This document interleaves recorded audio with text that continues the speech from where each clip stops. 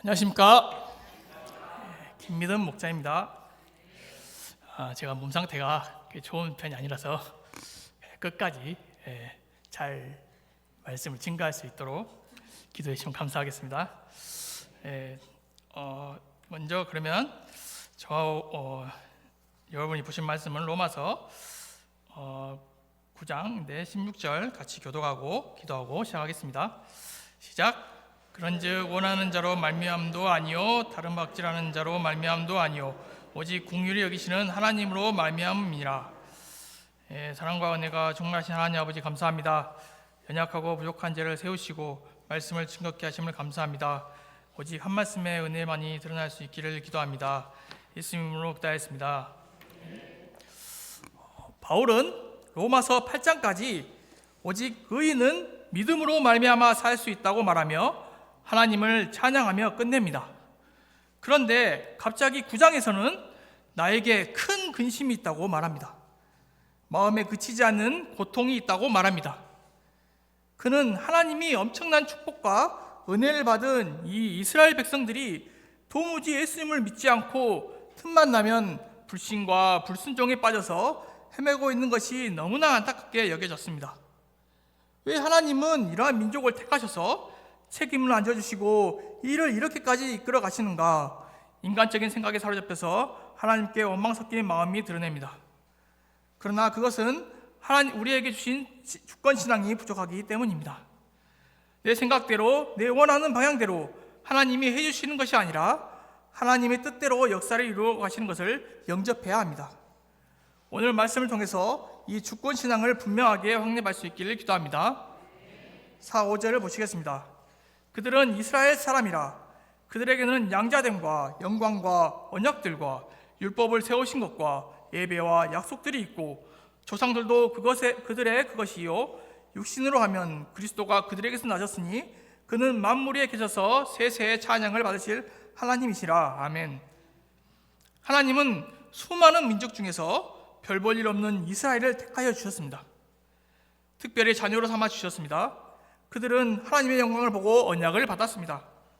하나님은 구름 기둥과 불 기둥으로 그들과 함께 하시며 이스라엘을 인도하셨습니다.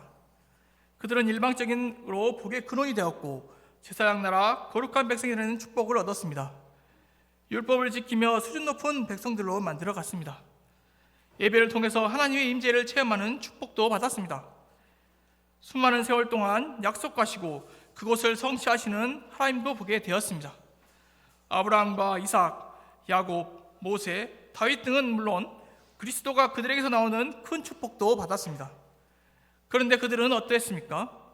하나님의 아들 예수 그리스도를 믿지 않았습니다. 영접하지 않았습니다. 오히려 핍박하였습니다.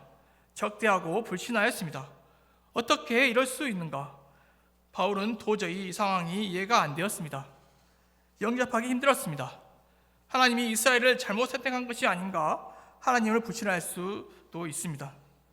하나님은 분명 이스라엘을 쓰셔서 세계 만민을 구원하시겠다고 약속하였지만 하나님은 약속을 지키지 않는 거짓말쟁이가 될 수 있습니다. 바울은 자신이 저주를 받아 구원에서 끊어지는 한이 있더라도 동족 이스라엘이 구원을 받기를 간절히 바랬습니다. 또 말씀에서는 아브라함의 아들 이스마엘은 안 되고 이삭이 선택되는 모습이 나옵니다. 이삭의 두 아들 에서와 야곱 중에서도 둘째 야곱만 선택됩니다. 똑같은 아들들인데 누구는 되고 누구는 선택이 안 되었습니다. 도대체 무슨 기준입니까?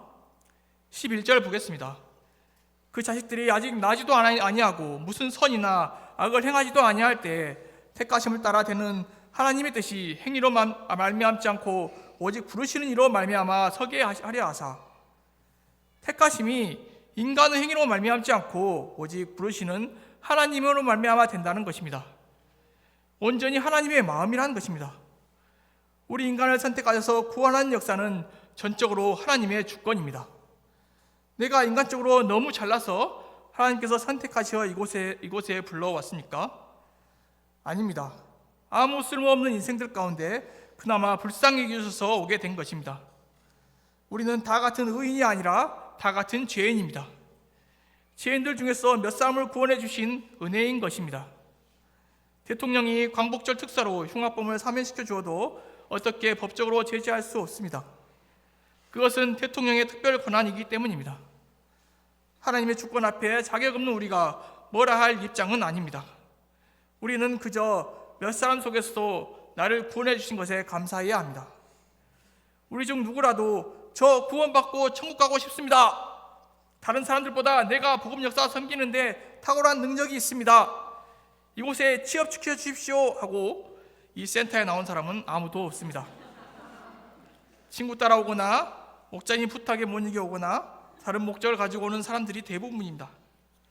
어떤 모양으로든지 나왔지만 어영부영 버티다 보니 말씀의 은혜로 예수님을 영접하고 그의 제자로서 삶을 결단합니다. 여러 모양으로 하나님의 역사에 쓰임을 받습니다. 11절 말씀, 하나님의 뜻이 행위로 말미암지 않고 오직 부르신 이로 말미암아 서게 하려 하사 내 행위가 의로워서가 아니라 온전히 하나님의 일방적인 은혜로 택해 주신 것입니다. 불강력적인 하나님의 은혜입니다. 그러므로 우리는 자랑할 수 없습니다. 오직 택함받고 구원받는 것에 대해서 감사할 뿐입니다. 유대인들이 거룩해서 택함을 받은 것이 아닙니다. 이방인들이 선해서 택함받는 것이 아닙니다. 오직 하나님의 일방적인 은혜와 주권으로 부르심을 받았습니다. 저는 키가 크거나 잘생기지 않았습니다. 말을 잘하거나 유머러스하지 않습니다. 그렇다고 몸이 건강합니까? 아닙니다. 비형 간염에 고혈압 약을 먹어야 살 수 있는 병자입니다. 이런 제가 오늘 어떻게 하나님의 말씀을 들고 서 있는 것입니까? 오직 일방적인 하나님의 은혜로 부르심을 입고 붙어있게 하신 것입니다. 이곳에 많은 사람들이 왔다가 자기 생각과 욕심으로 나갑니다. 그러나 저는 여기서 뭐 특별한 것 하지 않지만 붙어있다가 세월이 흘러갔습니다. 제 인대 모습만 비춰주고 있는 가운데 세월이 흘러갔습니다. 어느덧 갈 데 없어 남는 자가 되었습니다. 하나님의 은혜로 살아가는 자가 되었습니다. 일방적인 하나님의 주권 앞에 빚진 자의 심정으로 살아가고 있습니다. 14절 15절을 같이 읽어보겠습니다. 시작. 그런즉 우리가 무슨 말을 하리요 하나님께 불의가 있느냐 그럴 수 없느니라. 모세에게 이르시되 내가 긍휼히 여길 자를 긍휼히 여기고 불쌍히 여길 자를 불쌍히 여기리라 하셨으니 우리는 하나님이 하시는 일에 불의하다 부당하다 그렇게 말할 수 없습니다. 하나님이 다 심판하셔도 할 말 없는 죄인들입니다. 하나님의 주권은 상식을 뛰어넘는 것입니다. 우리가 너무나 불쌍하기 때문에 우리를 너무나 사랑하기 때문에 우리는 내게 긍휼을 베풀어 주신 주님의 선한 주권에 대하여 항상 감사해야 하겠습니다. 무엇보다도 우리는 겸손해야겠습니다. 아무런 자격 없는 자를 구원해 주신 사실에 항상 감사해야겠습니다. 때로는 마음 가운데 욕심이 싹틀 때가 있습니다. 이 정도 이곳에서 헌신했으면은 학교 성적도 잘 나오게 해줘야 되는 거 아닌가? 취업도 내가 원하는 대기업, 공기업 정도는 들어가게 해줘야 되는 거 아닌가? 사고 없이 모든 일이 순탄하게 흘러가야 하지 않는가? 물질도 많이 들어오게 해주고 몸도 건강하게 해줘야 하는 것 아닌가? 자식들이 공부 잘하고 번듯하게 잘 커야 하는 거 아닌가? 나의 유익을 바랄 때가 많습니다. 내가 원하는 것을 안 들어주는 것 같으면 하나님께 서운한 마음을 품습니다. 16절 말씀, 그런즉 원하는 자로 말미암도 아니요 다른 박질하는 자로 말미암도 아니요 오직 긍휼히 계시는 하나님으로 말미암이요. 우리의 구원과 축복은 나의 노력과 나의 성실로 되는 것이 아닙니다. 오직 긍휼히 여기시는 하나님으로 말미암아 이루어집니다. 하나님이 불쌍해져서 복을 주셔야지 내가 어떻게 할 수 있는 것이 아닙니다. 그러면 하나님이 어떻게 우리를 불쌍히 여기시고 긍휼을 베풀어 주실까요? 출애굽기 33장에서 이스라엘은 금송아지 우상을 만들어 섬겼습니다. 하나님은 우상 숭배하는 이스라엘과 함께 가나안 땅에 가지 않겠다고 하셨습니다. 모세는 하나님께 다시 나아가 자신을 불쌍히 여기사 이스라엘과 함께 가나안 땅에 가게 해달라고 기도하였습니다. 하나님은 모세의 중보기도를 들으시고 이스라엘과 함께 가시겠다고 약속하셨습니다. 모세는 그 약속을 확실히 해달라고 기도하였습니다. 하나님은 이런 모세에게 긍휼히 여길 자를 긍휼히 여긴다고 하셨습니다. 하나님은 모세가 긍휼히 여길 만하기 때문에 긍휼히 여기십니다. 하나님은 모세와 같이 여호와를 경외하는 자를 긍휼히 여기십니다. 회개하는 자를 긍휼히 여기십니다. 나의 영광이 아닌 하나님의 영광을 위해서 기도하는 자를 긍휼히 여기십니다. 양들을 사랑하고 그들을 어때하든지 구원하고자 하는 자를 긍휼히 여기십니다. 하나님은 긍휼히 여길 만한 자를 긍휼히 여기십니다. 그러므로 우리는 전적으로 하나님의 은혜와 긍휼을 구하며 나아가야 합니다. 회개하며 믿음으로 나아가야 합니다. 바디메오가 예수여 나를 불쌍히 여기소서 하며 나갔을 때 예수님은 긍휼히 여겨주셨습니다. 세리가 나를 불쌍히 여겨주셔서 기도했을 때 하나님은 그를 의롭다고 하셨습니다. 스로보게인에게 여인이 귀신 들린 딸을 두고 나를 불쌍히 여기소서 하며 나아갔습니다. 하나님은 그녀를 불쌍히 여기사 딸을 고쳐주셨습니다. 우리도 이들과 같이 죄를 회개하며 겸손하게 긍휼을 구하며 나아가야 합니다. 그러면 주님은 우리를 긍휼히 여겨주실 것입니다. 하나님은 부족한 이 자를 수많은 사람들 가운데서 택하여 주시고 이곳에 불러주셨습니다. 키 작고 말수가 좋고 잘생기지 않은 외모로 그저 평범하게 살아갈 인생이었습니다.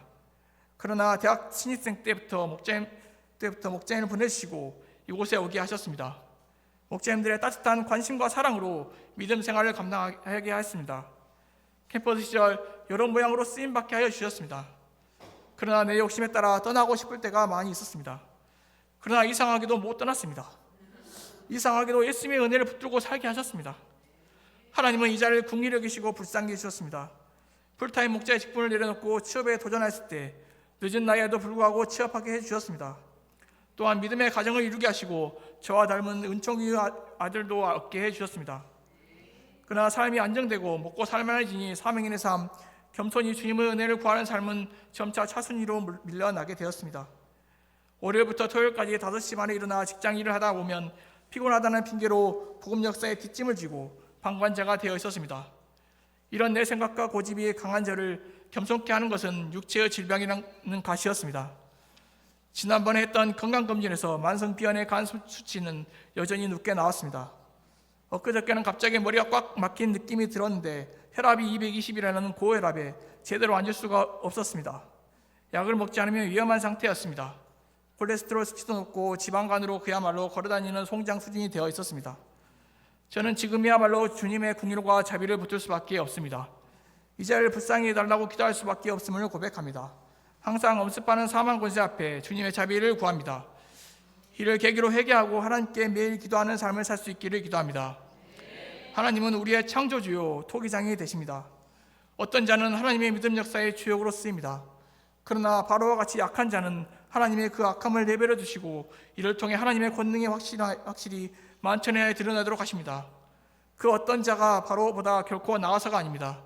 단지 하나님의 주권입니다. 하나님이 만드신 그릇에는 진노의 그릇이 있고 긍휼의 그릇이 있습니다. 진노의 그릇은 바로와 같은 자이고 긍휼의 그릇은 모세와 같은 사람입니다.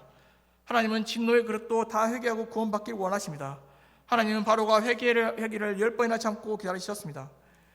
그래도 오래 참아도 회개하지 않으면 진노를 보이고 능력을 알게 하십니다.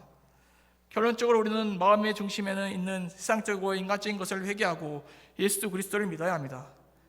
나의 생각과 힘을 의지하지 말아야 합니다.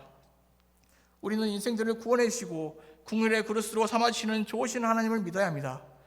질그릇과 같은 우리 인생들을 통해 이루실 하나님의 축복을 기대하고 소명하는 가운데 기도해야겠습니다. 그래야 수많은 사람들이 하나님의 주권과 긍휼 아래 참된 기쁨의 삶을 살 수 있기를 기도합니다. 저와 여러분이 로마서 9장 16절 같이 교독하고 기도하고 마치겠습니다. 시작. 그런즉 원한 자로 말미암도 아니요 다른 박질하는 자로 말미암도 아니요 오직 긍휼히 여기시는 하나님 말미암으라. 하나님 아버지 감사합니다. 허물 맞고 죄로 말미암아 죽을 인생들을 구원하여 주시고 하나님의 자녀 삼아 주심을 감사합니다. 나의 욕심과 생각을 내려놓고 오직 주의 긍휼만 구하는 삶을 살 수 있기를 기도합니다. 그래야 주님의 축복과 함께 복음 역사에 귀하게 쓰임 받는 삶 살 수 있기를 기도합니다. 예수님으로 기도하였습니다.